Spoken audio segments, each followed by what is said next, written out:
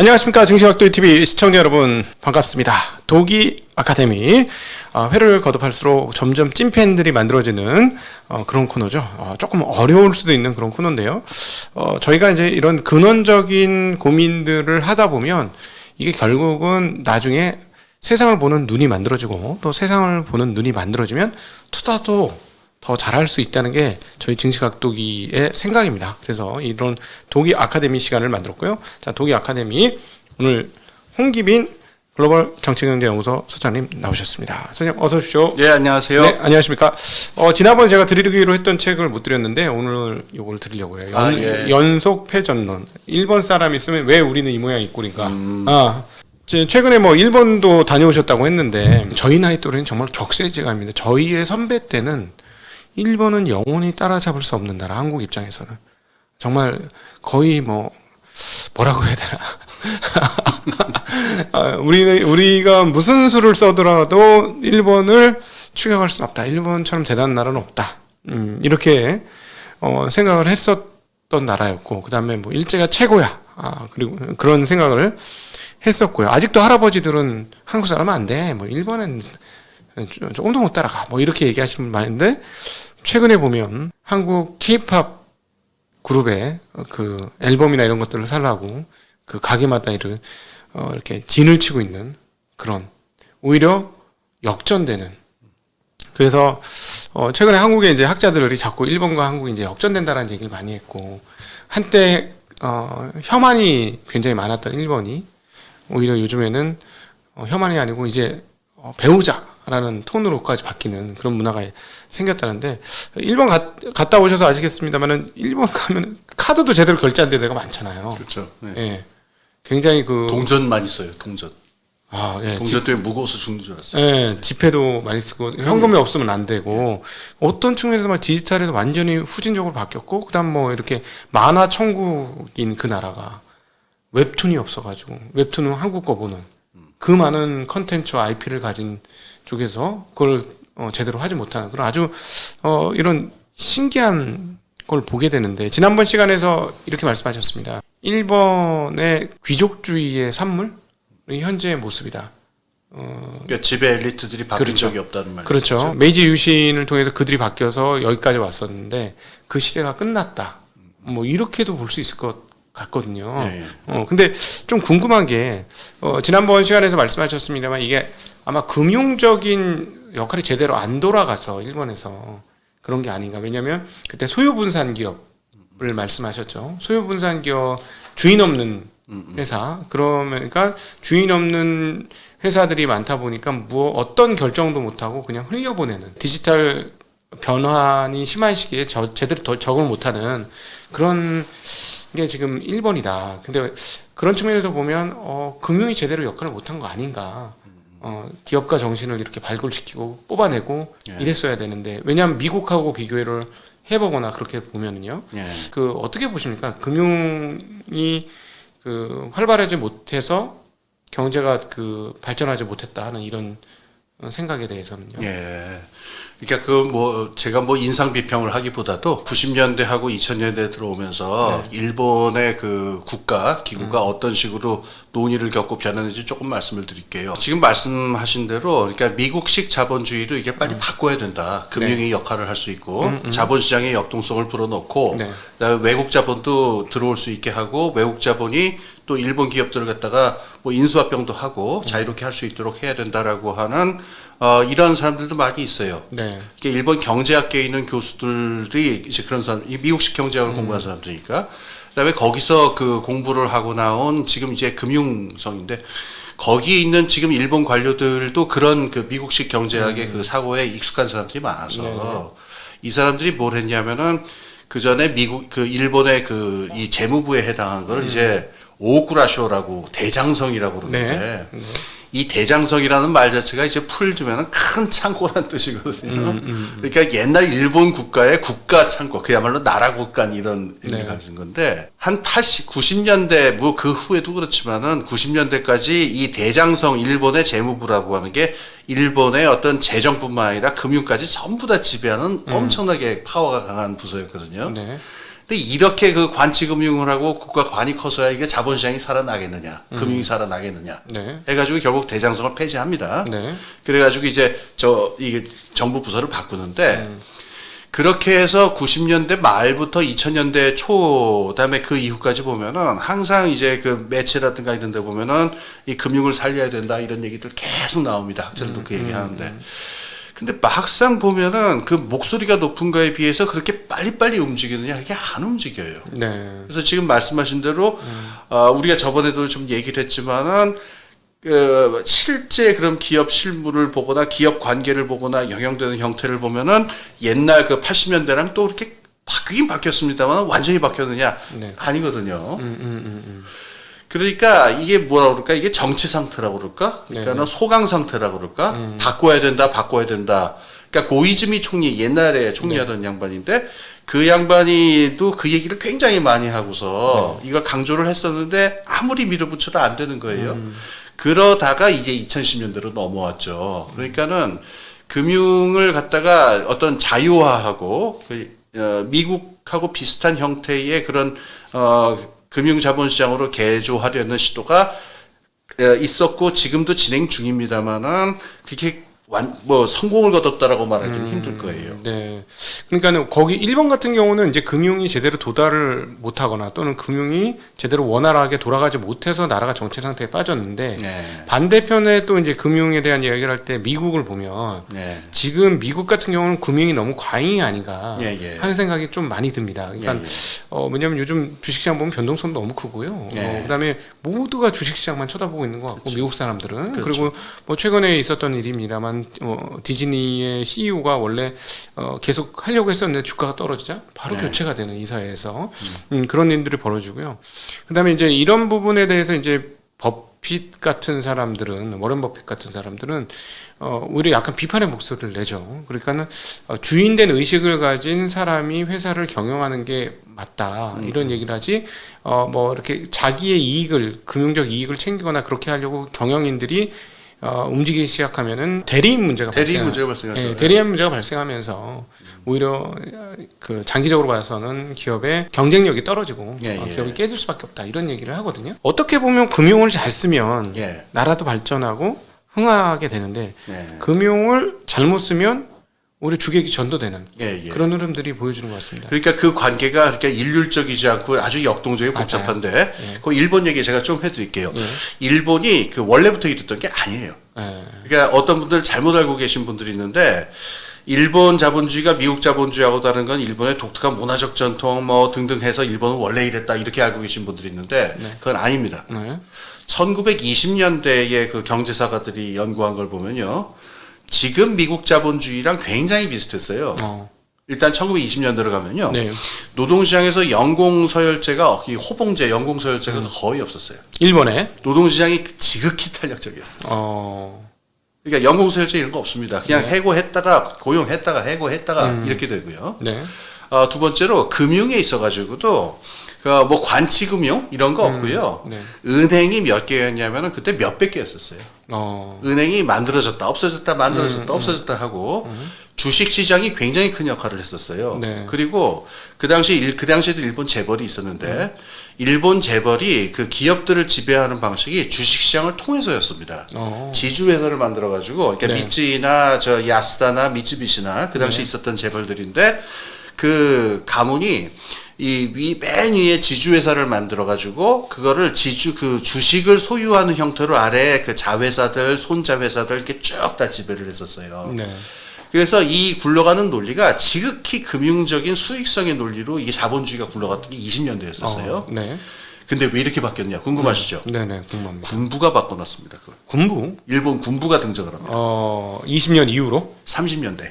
30년대. 대만, 만주 나가고 막 이랬을 때. 그렇죠. 이제 30년대 일본 파시즘이 나타나면서 군부가 등장을 해가지고 이걸 다 박살을 내버려요. 어떤 논리가 있었냐면은, 여기 이제 또 산업하고 맞물립니다. 그때가 20년대, 30년대가 2차 산업혁명이 이제 전 세계로 보편화될 때인데, 그때 제일 중요한 문제 중에 하나가 철강 문제가 있었어요. 20세기 초만 하더라도 미국의 US 스틸이라는 회사가 거의 전 세계 철강 시장을 지배하다시피 했었는데, 일본 군부 입장에서 보면은 지금 미국하고 경쟁을 해야 되니까 일본의 철강 생산량을 늘려야 된다라고 하는 굉장히 강력한 적이 있었는데 네. 일본의 그 철강 회사들이 미쯔비시 따로 있고 미쯔이 따로 있고 막 이런 거예요. 예. 근데 속이 터지는 게 2차 산업혁명이 다 그렇지만 중화학공업이 다 그렇지만 특히 철강의 경우에는 규모의 경제가 다거든요. 예, 예. 하나로 합쳐야 돼요. 네. 근데 이게 1번 제철소, 2번 제철소 해가지고 제철소가 여러 개 늘어서 그야말로 마치꼬바처럼 조그맣게 생산하고 있으면은 언제 미국을 따라잡아요. 네. 그래서 이 제철소 문제를 가지고 합쳐보려고 얘기를 하는데 이 미쯔이, 미쯔비시 이 재벌들이 자기들의 수익성의 논리가 있고 자기들 자산 가치의 논리가 있잖아요. 네. 이 말을 듣나요? 말을 안 들으니까 군부가 이제 화가 나버린 거예요. 네. 그래가지고 군부에서 이제 두 번의 쿠데타가 있는데 그 5.15 사건이라는 게 있고 37년에 36년에 2.26 사건이라는 게 있는데 두 번 다 이 재벌들을 때려잡자. 군부가? 재벌들 이 금융 자본주의를 놔뒀다가는 우리 일본이 미국을 따라잡는 건 불가능하다. 네. 그래가지고서 이제 그 가네모치라고 일본 말로 그러는데 돈 많은 사람들에 대한 혐오나 경멸 같은 거를 불러일으킵니다. 저 네. 간악한 금융 자본주의 자본가들과 저 이 주식판에서 돈 놓고 돈 먹게 하는 놈들이 우리나라 산업 전체를 지배하고 있다. 이거 놔둬서야 되겠느냐. 네네네. 그래갖고 군부가 이제 30년대 후반에 이제 권력을 잡은 다음에 이 재벌들한테 기업 경영권을 다 뺏어버려요. 네. 경영권을 뺏어버리고 네. 금융에 대한 저것도 어떠냐면은 국가에서 그 주거래 은행이라고 이제 메인뱅크라고 지금도 뭐 있는데 네. 이 메인뱅크 주거래 은행이라고 하는 관행을 그때 일본 군부가 40년대에 만들어요. 그래서 일본의 대장성을 놓고 일본 중앙에서 그 화폐를 공급을 하면은 그게 주거래 은행을 통해 가지고 기업들한테 전달이 되는 식으로. 네. 그리고 주식 시장은 거의 마비시켜 버립니다. 이 이제 전쟁 준비를 해야 되고 전시 상황이니까 네네네. 기업 경영을 갖다가 뭐 주식이 오르고 내리고 하는 걸로 할 수 없다 그래갖고 기업 경영을 완전히 그 은행 간접 금융 위주로 다 바꿔버려요. 그래서 2차 대전 이후에 그 일본 자본주의 형태의 원형은 1940년대에 만들어진 게 아니냐라고 하는 게 그 경제사가들이 지금 대충 말하는 형태예요. 제가 이 얘기를 왜 드리냐면은 네. 금융 자본주의라는 걸 일본이 경험을 안 한 게 아니라는 거예요. 근데 금융 자본주의를 해보니까 그리고 그게 메이지 유신 이후에 일본 자본주의가 급성장을 하는데 굉장히 큰 역할을 했으니까 네네네. 또 이제 그런 시스템이 생겨난 건데 어떤 국면이 되면은 이 금융 자본주의라는 걸 맡겨놨다가는 산업도 정체를 맡고 사회 질서도 다 흐트러지고 네. 자본주의가 다 무너지게 생겼다. 그러니까 파시스트들이 나서가지고 네. 이 금융 자본주의를 싹 밀어버리는 이런 일도 나타났다는 거죠. 네, 앞서 그 미국 얘기를 드리면서 그 잠깐 최근에 오히려 금융이 산업의 역동성을 떨어뜨리는 거 아니냐, 금융만으로 돌리기 위해서 그런 말씀드렸는데 약간 그런 느낌이 있었다라는 말씀인 거잖아요. 일본에도 그렇죠. 1920년대 이후에 군부가 그래서 등장했다. 근데 사실은 결론적으로 보면 너무 결과론인지 모르겠습니다만 차라리 그렇게 냅두는 게 일본한테는 낫었지. 그 군부가 나와서 전체주의적 국가주의적 시스템을 가지고 가면서 굉장히 불행한 일들이 전 세계적이고 국가적으로도 그렇죠. 벌어진 거잖아요. 그게 1945년까지만 보면 그런데 네. 1950년대, 60년대를 보면 또 얘기가 달라집니다. 그러네요. 왜 그러냐면은 네. 국가주의가 성장을 굉장히 빠른 속도로 키웠으니까. 그래서 이 2차 대전이 끝난 다음에 네. 그 미국이 이제 이게 그 연합사령부가 들어와가지고 군사령부가 들어와서 이 재벌도 다 해체해버리고 네. 그 옛날 상태로 되돌리려고 그랬어요. 그래서 20년대 상태로 네. 되돌리려고 했는데 50년 이 미국 군부가 빠져나가고 50년대, 60년대가 되니까 정말 그 이 쇠가루가 자석에 달라붙듯이 순식간에 그 체제가 다시 복구가 돼요. 예. 근데 그때는 이미 군부도 일본 군부도 없고 민주화도 됐고 심지어 재벌 가문도 다 이제 사라졌거든요. 네. 근데 왜 50년대, 60년대에 다시 6대 기업 집단이 모이고 물론 그 40년대 파시즘하고 똑같은 체제는 아닙니다만은 금융의 역할을 최소화하는 그 일본식 국가 자본주의 역할이 왜 이렇게 빨리 나타나느냐? 예. 그게 2차 산업혁명이 계속되고 있어서 그래요. 그러니까 중화공업을 유지하고 빠르게 성장을 하려다 보면은 네. 자본을 아끼고 그다음에 기업들끼리 협력 관계를 만들고 등등등등. 네네. 일본 말로 과당 경쟁이라고 그러는데 과도한 경쟁을 지향하고 산업의 합리성과 효율성을 살리려다 보니 이 시스템이 났다. 네네. 그래가지고 일본이 뭐 아시다시피 70년대까지 어마어마한 성장을 하잖아요. 네네.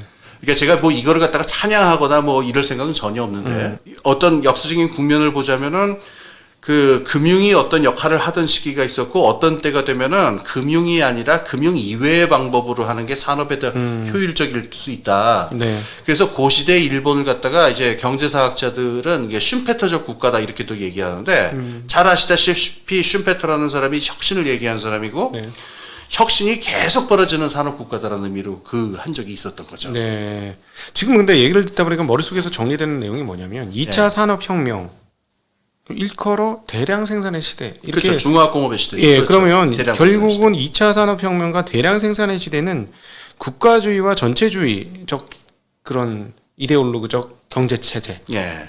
가 가장 효과적으로 발휘할 수 있는 영향을 예. 극대화할 수 있는 그런 시스템이 아닌가 하는 생각이 들어요. 왜냐하면 한국도 예, 예. 사실 70년대, 80년대는 거의 국가주의였고요. 예, 예. 지난 그 2000년부터 최근까지의 중국을 봐도 예. 완전한 국가주의적 그렇죠. 시스템. 지금조차도 중국은 국가주의로 움직이고 있지 않습니까? 예, 예. 그게 이제 제조업 경쟁력을 강화시키는 이 대량 생산 시스템에 딱 적합한 예. 그런 흐름들을 가지게 되는데 이 시스템이 맞지 않느냐 예, 예. 하는 생각이 들거든요. 예, 예. 아, 그렇게 얘기할 수 있는 부분이 분명히 있습니다. 네. 지금 말씀하신 거에 가장 극명한 예는 지금은 사라졌지만 소련입니다. 소련. 네. 옛날 스탈린이 다스리던 소련이 있죠. 아, 소련이 1920년대까지만 하더라도 유럽에서 제일 못 사는 나라. 정말 공장이라고는 눈 씻고 찾아볼 수가 없는 나라인데 네. 30년대 10년 동안 스탈린이 5개년 계획을 하고 나서 그 중앙계획 경제를 하고 나니까 독일하고 맞짱을 뜰 수 있는 전쟁 국가로 바뀌잖아요. 네. 그러니까 그 당시에 소련 경제의 성장률을 뭐 당연히 추계입니다만은 네. 보면은 연 20%가 넘었을 거다라고 얘기를 해요. 그러니까 그 지금 말씀하신 대로 대량 생산을 그러니까 중화공업처럼 대공장 시스템을 갖춰야 되는 그 국면에서는 중앙 금융보다는 중앙의 명령에 의해 가지고 이렇게 막 권위주의까지 합쳐가지고 이게 효과적인 게 아니냐. 이 비슷한 경우도 이제 프랑스도 이제 그런 경우인데 프랑스도 2차 대전이 끝나고 50년대 초까지만 하더라도 이 공장 이 시설 노후화가 어마어마했어요. 그러니까 감가상각이 끝나가지고 다 네. 때려 없애야 되는 그런 공장들이 계속 남아 있었는데 이러니까는 산업 합리화가 안 돼가지고 프랑스 경제가 계속 이제 정말 막 땅을 치거든요. 네.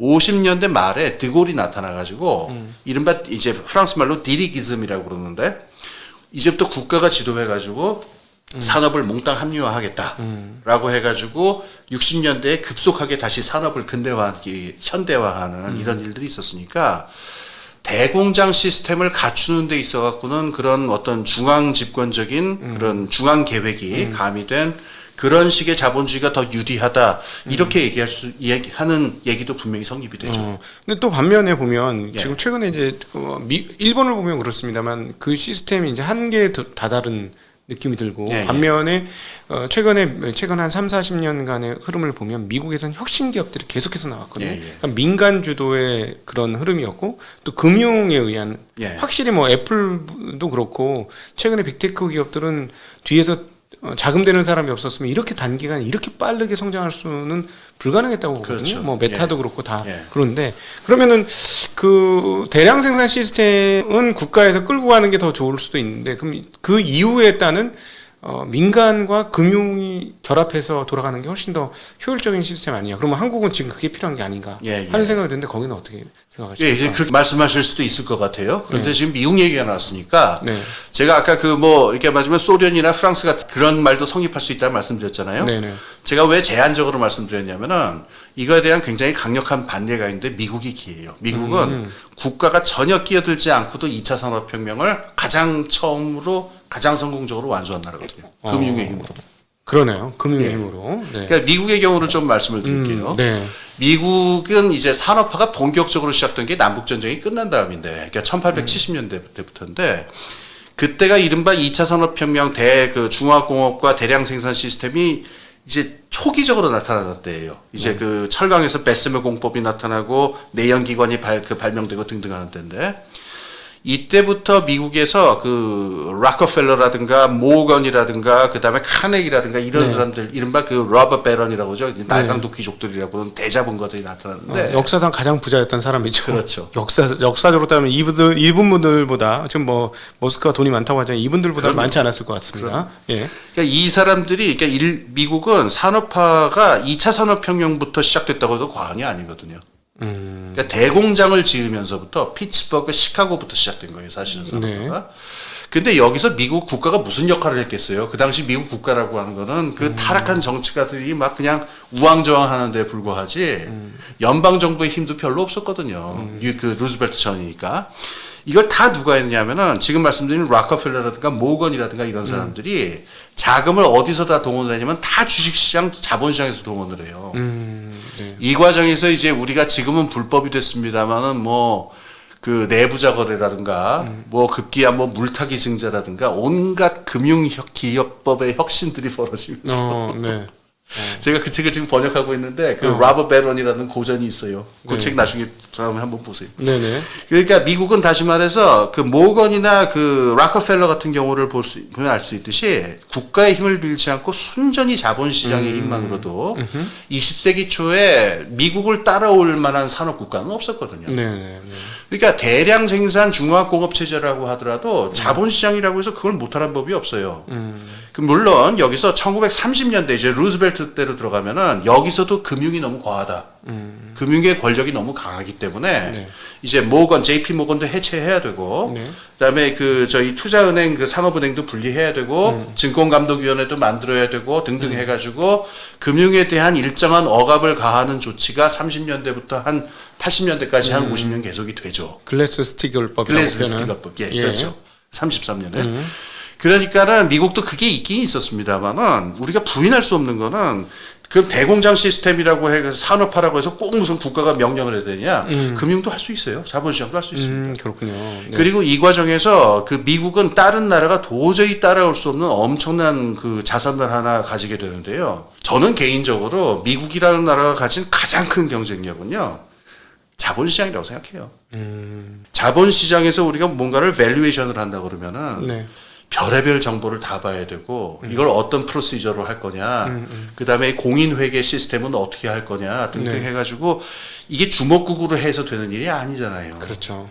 근데 이게 하루아침에 누가 머리 좋은 사람이 쫙 설계한다고 되는 게 아니고 실제 자본시장에서 수많은 시행착오들과 이게 겹치면서 이게 누적적으로 발전하는 암묵지 같은 건데 그렇죠. 중간에 사고가 터지고 이러면 이렇게 놔두면 사고가 터지니까 이거 막아야 되겠다 해서 무슨 회계 시스템에서 뭐를 도입한다거나 그렇죠. 예, 그런 일들이 켜켜이 쌓이면서 여기까지 그렇습니다. 갔다. 예. 미국하고 똑같은 시점에 2차 산업혁명을 아주 성공적으로 한 나라가 있는데 독일입니다. 카이제르. 네. 그러니까 위렐름 2세 때 카이제르인데 독일에서도 금융이라는 방법을 쓰긴 썼는데 국가가 가진 투자은행이 있어요. 라이히스뱅크, 그러니까 라이히스뱅크, 그러니까 연방은행을 중심으로 해가지고 이걸 했지 자본시장을 키우지는 않았단 말이에요. 그러니까 자본시장의 어떤 기법이라든가 이게 뭔가를 할 수 있냐라는 그 자본시장의 캐파시티 이거에 있어서는 미국을 따라갈 수 있는 나라가 없었던 거예요. 그러면 이 말씀을 듣고 보니까 역사적으로 봐서 역사적으로 소위 말하는 강국의 위치에 서게 되면 예. 그 뒤에 그 뒷배경으로 반드시 금융이 깔려야 되는.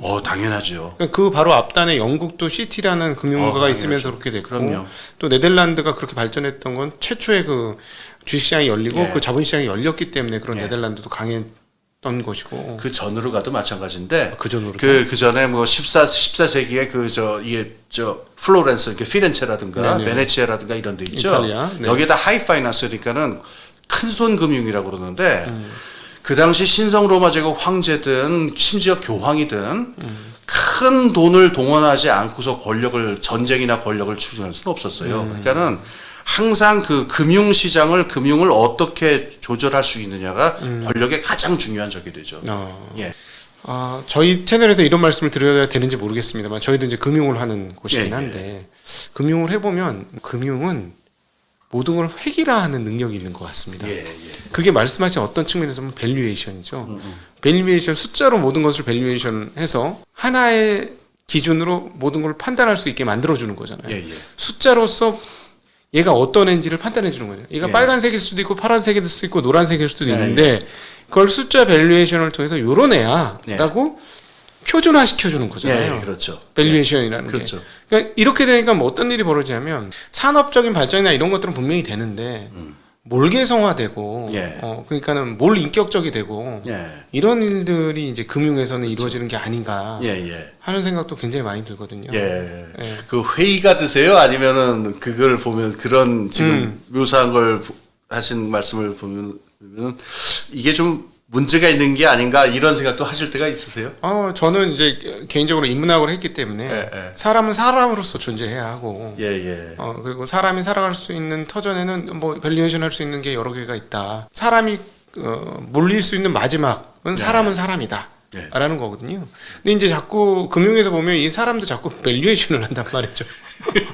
그래서 이거는 그 사람은 사람대로 놔두고 예. 그리고 사람이 만드는 사회 시스템은 사회 시스템대로 놔두되 대신에 이 금융이 활발하게 활동할 수 있게 해줘야 된다. 그래서 예. 약간의 파이어월 같은 예. 그런 게 좀 있어야 되지 않을까 예. 하는 생각이 드는데 예. 그 예전에 이제 대항해 시대 때 보면은 이제 유럽 애들이 그 남미 가서 사람들한테 행한 행동을 보면 따지고 보면 그걸 또 결국 밸류에이션의 작동 그렇죠. 그 아니냐. 수익의 논리로만 보서 다 때려잡은 예, 거니까. 그러니까 막 그 커피 열매 그 다 캐오지 않았다고 댕강댕강 잘라버리고 이랬던 진짜 말도 안 되는 이런 행동은 결국 이게 곧 황금으로 연결돼, 이게 곧 우리의 돈으로 연결돼 이런 것에 의해서 너무 사람을 이렇게 몰가치하게 몰개성적으로 만들어 버리는 거 아닌가 하는 생각이 좀 듭니다. 근데 그게 요즘에는 산업 사회까지도 그렇게 만들고 있는 게 아닌가 하는 미국의 자본주의 시스템이 좀 그런 흐름들이 좀 있지 않는가. 그러니까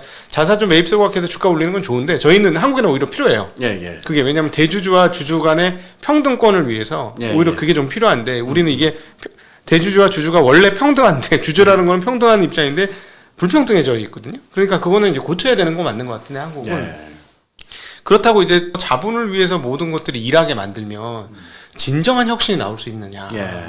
결국은 사실은 애플 같은 경우도 그 어떤 모토를 보면 세상 사람들에게 도구를 통해서 세상을 더 이롭게 살 수 있는 도구를 만들자 하는 게 그들의 모토거든요. 그래서 결국 그런 정말 기가 막힌 디바이스들을 만들어 가지고 세상을 변혁시키는 앞장을 쓰게 된 거잖아요. 근데 그들이 만약에 돈을 많이 벌자 했으면 저는 그런 일을 못 했을 것 같단 말이죠. 근데 요즘은 돈을 벌어야 돼. 주당 이익을 높여야 돼. EPS가 높은 게 최고야. 뭐 이런 분위기로 되니까 오히려 기업의 혁신성이 떨어지는 쪽으로 가는 게 아닌가 하는 그런 고민이 좀 있어요. 그 뭐 말씀하시니까는 제가 그 되게 그 연관도 깊고 굉장히 투자자분들한테 큰 아마 해안도 인사이트도 가져올 수 있는 그런 책 하나 그 소개시켜 드릴 거예요. 카를로타 페레즈라고 라틴 아메리카 쪽의 경제학자인데 여성입니다. 그리고 지금 전 세계에서 가장 영향력이 큰 10명 뽑으면 그 중에 이제 들어가는 이 사람인데 이분이 이제 니오 슈페터리언이라고 그래가지고 기술 혁신의 역사적 과정을 갖다가 연구한 경제사가에 가까워요. 번역도 돼 있습니다. 이제 금융자본과 기술혁신이라는 제목으로 2000년대 초반에 아마 IBM에서 아마 그 번역했나 아마 그럴 거예요. 요 얘기를 좀 말씀드릴게요. 지금 금융의 그 몰개성화 회귀라 그 부분이 어떨 때는 기술혁신을 확 땡길 때가 있고 어떨 때는 기술혁신에 큰 장애가 될 때가 있다. 이렇게 해석할 수가 있어요. 역사적으로 봐도 그렇다? 예, 역사적으로 그렇다는 거예요. 제가 그 과정을 갖다가 그 페레즈 여사의 그 이론을 갖다가 아주 단순화시켜서 쉽게 좀 짧게 설명드릴게요. 산업혁명 이후에 기술혁신은 보통 이런 일이 벌어지는데 첫 번째 단계는 개별 산업에서 개별적 혁신들이 벌어져요. 예를 들어서 1차 산업혁명이 벌어질 적에 1760년대 이전에요. 방적기에서도 여러 기술혁신이 있는데 그 철을 생산하는 제철 기술에서도 혁신이 벌어지고 그 다음에 여러 소재 산업, 다른 소재 산업에서도 이런저런 혁신이 벌어집니다. 그래서 그 18세기 초기에 막 이곳저곳에서 그 발명이 벌어지고 그럴 때 여기 자본이 유입이 돼야 이게 그 성립이 되잖아요. 기술이 발전하고 생산이 되고 이때는 금융자본만한 게 없다는 거예요. 왜냐하면은 보통 사람들이 보면은 저거 뭐 방적기 저거 뭐야 이게 잘 눈에 안 들어올 수도 있고 제철 기술이 뭐가 바뀌었다 그래도 저게 냉철하게 어느 정도 가치가 있고 어떤 정도 수익을 가져올 수 있는지 이게 보통 사람들 눈에 잘 안 보이죠. 특히 그 기술을 잘 알고 있는 기술자들 같은 경우에는 의외로 보수적인 경우가 많아서 아니 저걸 저렇게 하면 어떻게 옛날식으로 해야지 그래갖고 오히려 혁신에 장애가 되는 경우가 많은데 네. 이때 냉철하게 돈 깨선에만 능한 금융가들은 지금 말하는 식으로 몰개성화 획일화 시켜버리는 거예요. 아, 저거 돈 되겠네. 네. 예. 다 쓸데없고 그냥 뭐 쇠건 구리건 뭐 철이건 다이아몬드건 다 괜찮고 그래서 돈이 얼마 남느냐. 얼마나 딱 많이 그거. 팔릴 거야. 예. 얼마 팔리고 그래서 비용은 얼마고 그다음에 매출은 어떻고 그래서 최종적으로 수익은 어떻게 될 거냐를 갖다가 바로 꿰뚫어 볼 수 있는 사람 있죠. 네. 이 사람이 붙어줘야 그 혁신이 된다는 거예요. 그러네요. 그래서 실제로 1760년대 그때 1차 산업혁명 때 그 회사들을 보면요. 네. 대부분 누구 앤 누구 이렇게 돼 있거든요. 그 회사가 누구는 공학자고 그 두 번째 누구는 간에 못지 돈 낸 사람. 이렇게 두 사람이 붙어가고 보통 회사를 만들어요. 네. 그리고 이 사람들이 돈을 꼰 다음에 어떻게 되냐면은 거기서 채권이라든가 가령 이제 유가증권 같은 게 나오면은 유가증권을 갖다가 또 거래를 해야 되지 않습니까? 네. 그러니까는 요 유가증권이 거래되고 저 소유권을 얼마 정도로 보는 게 합리적이냐라고 하는 얘기가 발달할수록 펀딩이 잘 되는 거예요, 기업들에. 네. 그래가지고 1차 산업혁명의 그 앞부분 개별적인 산발적으로 혁신이 벌어질 때는 금융자본이 혁신을 주도한다라는 거예요. 그런데 네네. 이 얘기가 다가 아니고 네. 이제 붙었는데 문제는 재밌는데요. 네. 이게 일정 지점에 보면요 금융시장에 반드시 버블이 생겨요. 그렇죠. 예, 민스키가 얘기한 것처럼 인간은 욕망하는 존재라서. 예. 이건 오히려 인문학적인 내용인 것 같아요. 왜 버블이 생기느냐 이 문제에 있어서는. 그러니까 항상 뭐 욕망은 항상 있지만 문제는 뭐냐면은 요거 하면은 이게 어떻게 되겠어라고 하는 미래에 대한 어떤 그 좋은 전망이 있잖아요. 네네네. 이게 시간이 지나면서 자산시장이 계속 오르게 되면은 투자자들이 점점 낙관적으로 바뀌게 그렇죠. 되고 예. 조울증으로 따지면 조증에 해당하는 식으로 이제 가게 되면 막 업돼가지고 이러니까 그렇죠. 이제 오버밸류에이션이 막 도처에서 나타나게 되죠. 그렇죠. 근데 실제의 수익성이 그걸 따라주느냐라고 하는 거는 아닌 게 개별 시장이라고 하는 게 다 고립돼 있기 때문에 아무리 아주 죽여주는 기술이 나온다 하더라도 네. 이게 수익성을 갖다가 가져올 수 있는 데는 한계가 있어요. 시장의 크기가. 네. 그 시점이 언제가 되느냐를 갖다가 제대로 못 맞추면은 실제 수익은 정체를 하지만은 밸류에이션은 계속 올라가는. 이렇게 되면 여기서 이제 거품이 생겨나는 일이 그렇죠. 벌어지잖아요. 네. 그러니까 멀리 갈 것 없이 우리 그 90년대 말에 있었던 닷컴 버블 있죠. 혹시 그때 기억하십니까? 잘 기억하죠. 제가 이제 막 여기에 뛰어들기 예. 직전이었으니까. 여기 뛰어든 게 제가 2000년이었으니까요. 혹시 쓴맛을 보지는 않으셨어요? 저는 뭐 다행히 쓴맛은 보진 않았는데 좀 황당한 경우는 많이 봤죠. 이게 가능하구나. 그렇죠. 그냥 눈 감고 투자를 해야 돈을 많이 버는. 그렇죠. 그리고 말도 안 되는 그 적자가 나야 주가가 올라가고. 예. 그다음에 이름을 그냥 닷컴으로 바꿔야 주가가 올라가고. 그렇죠. 그래서 말도 안 된 IT 기업이 아니고 쉽게 얘기하면 음식 만드는 회사가 예를 들어 햄버거닷컴 뭐 이래 버리고 그렇죠. 이래서 주가가 폭등하고. 홍기민닷컴. 예, 그래서 사람들이 다 어떤 식으로든 주식시장에 열광하고 심지어는 뭐 새로운 기술 예. 다이알패드를 만드는 회사의 시총이 아마 삼성전자를 아마 잠시 예. 돌파했었던 걸로 기억하거든요. 그렇습니다. 그러니까 스타트업이 삼성전자의 시총을 돌파했던 거예요. 예, 예. 그렇죠. 지금 생각하면 얼마나 황당합니까? 그렇죠. 예, 그런 일이 벌어진 예. 게 닷컴 버블이었죠. 그래서 이제 그 페레즈 여사가 얘기하는 게 기술 혁신이 산발적으로 벌어지는 고립돼서 산발적으로 벌어지는 단계에서는 금융이 주도를 하고 일정 정도 시간이 지나면은 시장의 매출에는 한계가 오지만은 금융 밸류에이션은 계속 나가기 때문에 거품이 반드시 발생을 한다는 거예요. 그리고 이 거품은 반드시 한번 깨진다는 거예요. 네. 왜냐면 시장에 한계가 있으니까. 그렇죠. 산출할 수 있는 소산의 양이 정해져 있는데 쉽게 얘기하면 밭으로 따지면은 우리 밭에서는 콩이 예. 10가마 나와. 예. 근데 밸류에이션을 30가마를 해버렸으니 예, 예. 그 20가마 빈 거는 언젠가는 뽀록이 언젠가 뽀록이 나는 거죠. 진짜. 그렇죠. 예, 예, 예. 그래서 이제 페레즈 여사가 그다음부터 그 18세기 중간부터 지금까지 한 6번 정도의 큰 기술 혁신이 있을 때를 다 소상하게 이제 해가지고 언제 거품이 발생하고 이걸 쭉 얘기를 해요. 네. 자, 그래서 거품이 꺼진다 합시다. 그 다음엔 어떻게 되느냐? 이 다음부터가 중요한데, 예. 요게 그 산업혁명의 두 번째 단계가 되는데요. 이제 고립돼 있었던 여러 기술들이 횡적으로 연결돼가지고 다른 차원의 혁신이 벌어져요. 예를 들어 볼게요. 저는 막 기차나 자동차가 제일 좋은 예가 아닐까 싶은데, 네. 자동차라는 물건을 한번 생각해 보면은, 자동차를 이루고 있는 혁신은 내연기관이라는 혁신만 있는 게 아니고, 고무도 있어야 돼요. 네. 자동차 속도로 가는데 그 나무 타이어를 바퀴를 나무로 달았다가는 그 성립이 안 되거든요. 그렇죠. 그러니까 고무도 있어야 되고 유리창도 달아야 되고 네. 도로를 깔려면은 이제 그 아스팔트 깔아야 되는데 이 석유화학 공업이 발전해야 돼요. 네. 다시 말해서 지금까지는 고립돼서 진행되던 여러 개의 그 기술 혁신들을 횡적으로 쫙 연결시켜 갖고 뭔가 이따만한 기술이 나와야 되거든요. 네. 그게 이제 1829년에 나오게 된 기차. 그 다음에 이제 1880년대, 90년대, 그 다음에 1905년에 본격적으로 그 헨리 포드가 만들어낸 T 모델 네. 자동차.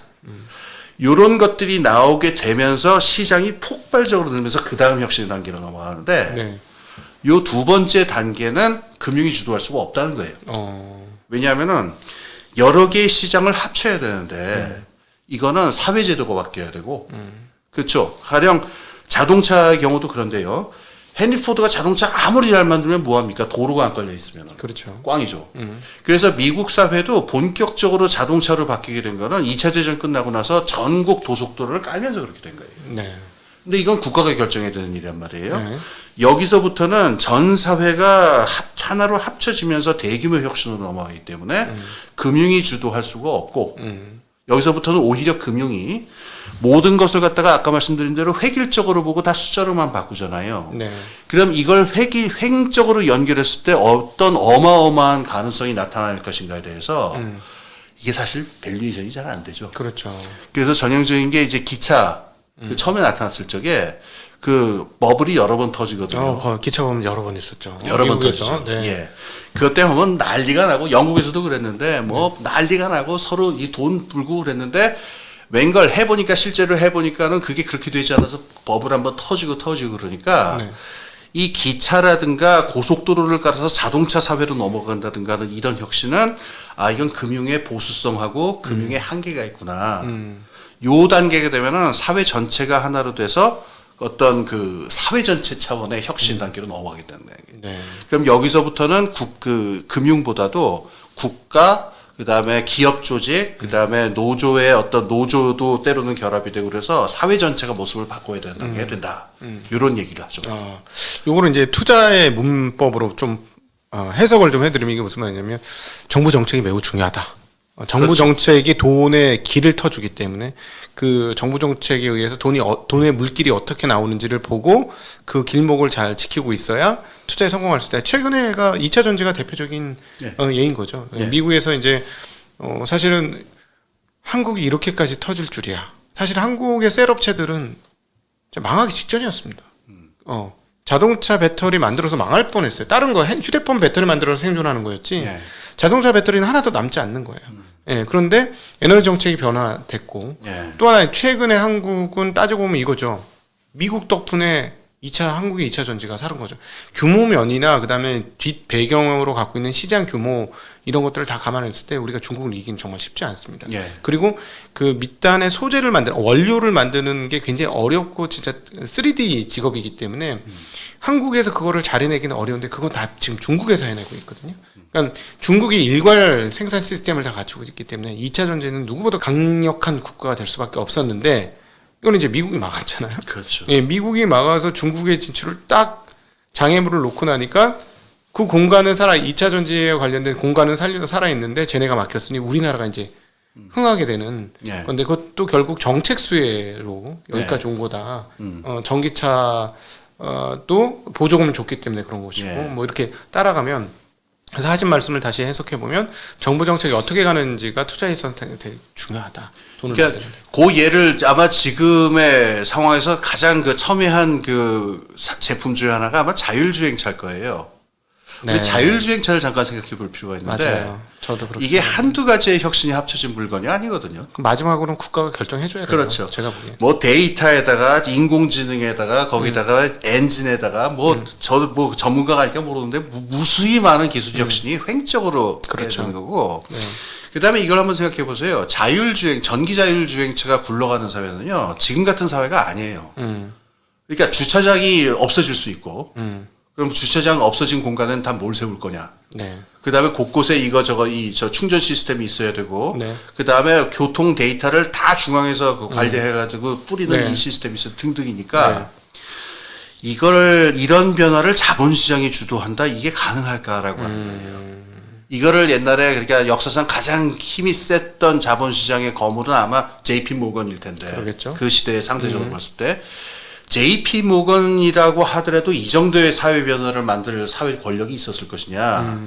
그건 저는 잘 모르겠어요. 그러니까는 결국 이 자율주행차라든가 AI의 미래 같은 거는 기술 그 자체보다도 그다음에 자본시장에서의 어떤 그런 계산보다도 앞으로 규제를 어떻게 바꾸고 국가 산업 정책을 어떻게 바꾸고 교통 정책을 어떻게 바꾸고 등등 네. 여기에 대해서 사회적인 합의가 어떻게 되느냐에 따라서 완전히 달라지거든요. 그렇죠. 자율주행차 말고 다른 예 또 하나 들어볼게요. 우주 개발 같은 게 그렇습니다.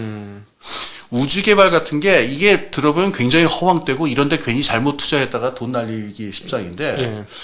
이게 또 어떻게 되면 이게 또 노다지가 될 수도 있고 뭐 이런 것 같아요. 네. 이거는 어떠냐면은 지금 강대국들끼리 그 지정학적으로 우주 전쟁을 어떻게 파악을 하고 있고 우주에 대한 그러니까 이 워페어 그 우주 전쟁에 대한 개념과 작전을 어떻게 수립하느냐도 굉장히 밀접하고 예.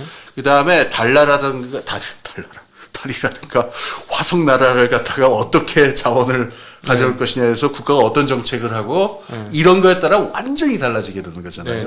네. 그러니까 이거를 자본시장 입장에서 이걸 어떻게 밸류에이션을 하겠어요. 그건 완전히 달라지는 얘기인데. 그렇죠. 제가 재밌게 본 영화를 하나 말씀드릴게요. 마르스라는 영화인데 맷 데이먼이 나와서 화성에 가가지고서 화성에서 조난을 돼가지고 1년 가까이 화성에서 감자 먹으면서 버텨가지고 결국은 살아남는 있어요. 리들리 스콧 그 유명한 감독이 만든 영화인데 저는 그 영화를 보면서 무슨 생각이냐면 이 영화는 완전히 프로파간다다. 화성으로 가자라는. 네. 왜냐하면은 그 영화의 줄거리 포맷이라든가 읽어보면요. 50년대 소련의 그 사회주의 리얼리즘 그러니까 소련 체제를 선전하기 위한 그런 스토리를 거의 똑같이 살고 있어요. 네. 그러니까 미래를 거침없이 화성으로 가자. 어려움이 있겠지만 우린 이길 수 있다. 이겨낼 수 있다. 그래서 끝날 때 나온 노래가 I'll survive 그러면서 노래가 끝나는데 그 영화라고 하는 걸 보게 되면 사회적인 분위기가 화성 진출이라든가 일론 머스크가 하는 그런 프로젝트에 대해서 굉장히 호의적으로 바뀌게 되겠죠. 사회적인 분위기가. 예. 이런 것들이 혼연일체가 되면서 사회적인 분위기가 바뀌면서 우주 개발하자, 자율주행차 하자, AI로 교육 시스템을 다 바꾸자 이런 얘기들이 나오거든요. 네네. AI로 교육 시스템을 다 바꾼다는 게 이게 자본시장이 어떻게 합니까? 사회 전체가 합의를 해야 되는 일이죠. 그렇죠. 그러니까 여기서부터는 금융보다는 사회가 어떻게 합의를 보고 사회공학을 탄력적으로 하느냐는 기술이 이제 혁신에 있어서 더 중요한 국면으로 간다. 이런 게 페레즈 여사의 얘기예요. 맞네요. 지금 다시 한번 이 자율주행차에 대해서 말씀드리면 저희 오해 보시면 아시겠지만 제가 저도 한 2020년부터 계속 꾸준히 업데이트를 하는 내용이니까 사실 최근에 나온 그 도조 시스템과 거기에서 발전된 테슬라의 FSD 10점 얼마를 보면 캘리포니아 기준으로 보면 그냥 로보택시를 해도 됩니다. 제가 보기에는 그 정도면 로보택시를 해도 되는 정도 수준까지 갔는데 근데 그거를 누가 결정하죠? 결국은 누군가 결정해줘야 되는 거죠. 결국은 이거는 법을 규정해줘야 되는 문제지 그렇죠. 않습니까? 그렇죠. 결국은 자율주행 3.0이다. 그럼 이 정도부터는 로보택시를 해도 돼. 그러니까 결국은 사회적 피해, 불안함과 사회적 피해가 있을 수도 있잖아요. 사고를 낼 수도 있고. 네. 근데 그러면 어디까지 가면 그렇게 해야 돼? 근데 그거를 누군가 규정을 해줘야 되겠죠. 80세 이상 노인들이 운전하는 것보다는 그냥 AI가 운전하는 게 훨씬 더 나아. 예. 그렇다면 그러면 이렇게 하자. 예. 그냥 80세 이상 노인은 이걸 걸고 운전을 해도 아무 문제가 없는 예. 어떤 그런 법적인 토대를 마련해 줘야 되는 거니까 말씀하신 대로 그거는 민간 기업이 할 수가 있는 영역은 아닌 거죠. 그래서 사회적 합의를 만들어 줘야 되는 것이고. 그 얘기 나왔으니까 붉은 깃발법 얘기 잠깐 할까요? 네, 하시죠. 예. 붉은 깃발법이면 자동차 처음 나올 때 1860년대 말에 영국에 있었던 법인데 자동차는 시속 5km 이상을 속도를 내면 안 된다. 그리고 그 앞에는 3명의 남자가 지나가면서 붉은 깃발을 휘두르면서 자동차가 지나갑니다라고 외쳐야 한다. 네. 라고 규제를 해놨어요. 초기. 그러니까 이게 웃음거리죠. 지금 많은 사람들이 붉은 깃발법이라는 게 혁신을 가로막고 기술 전환을 가로막는 우스꽝스러운 법이다. 이렇게 비웃음이 대상이 되는데 네.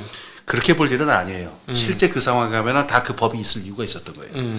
왜냐면 일단 그때 자동차가요. 내연기관이 아니었고 증기기관차였어요. 그러니까 덩치가 지금 버스 2대 세대 합쳐놓은 거 이게 코끼리보다 훨씬 큰 데다가 엄청나게 큰 소리가 났었어요. 네. 그 다음에 그 당시 영국 런던의 도로가 돌이 깔려 있지 않은 도로들이 많았기 때문에 이게 한번 지나가면 도로가 다 박살이 나고요. 네. 특히 그때 마차들이 많고 말이 많았잖아요. 말들이 그렇게 놀랬대요. 이걸 보면은. 그러겠네요. 이따만한 게 소리를 꽥 하고 지르면서 가니까. 그러니까 이때는 그 붉은 깃발법이라고 하는 게 우스꽝스러운 법이 아니고 사회적인 합의와 타당성이 있었던 법이라는 거예요. 네네.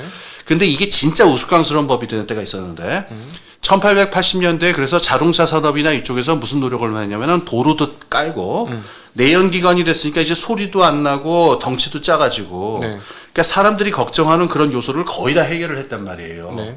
그러니까 이제 누구나 다 이제 자동차를 몰고 갈 수 있게 됐는데 1890년대 미국에 그게 아마 미네소타 주였을 텐데 거기 업자들 마차 업자들이 이제 저걸 해가지고 로비를 넣어가지고 네. 자동차 못하게 해야 된다.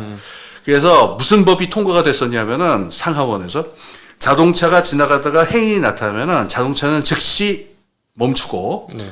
운전자는 내려서 뭘 해야 되면 자동차를 해체해야 돼요. 자동차를 해체한 다음에 네, 그걸로 끝이 아니고 네. 해체한 부품들을 수풀 속에 숨겨야 한다. 이거 타지 말란 얘기죠. 그렇죠. 정말 해괴한 법이네요. 그러니까 이거는 성립이 안 되거든요. 네, 네, 그러니까 상하원 통과했는데 주지사가 에이 무슨 말도 안 되는 법이냐라고 했고 결국은 이렇게 됩니다. 네. 웃음거리가 된 법은 두 번째 붉은 깃발법은 웃음거리죠. 네. 근데 첫 번째 붉은 깃발법은 웃음거리라고 말하기는 힘들어요. 네. 다시 말해서 어떤 기술에 대해서 이게 되느냐 안 되느냐는 그 당시에 어떤 기술적 조건이나 사회적 여론이나 여러 가지가 합쳐져 가지고 이렇게 되는 가변적인 문제지 금융이라고 하는 방법으로 이게 다 계산이 될 수 있는 그런 건 아니다라는 거죠. 네. 여러분은 지금 글로벌 정치경제연구소 홍기빈 소장님과 함께하는 도기 아카데미 시간 함께하고 계십니다. 어렵죠? 네.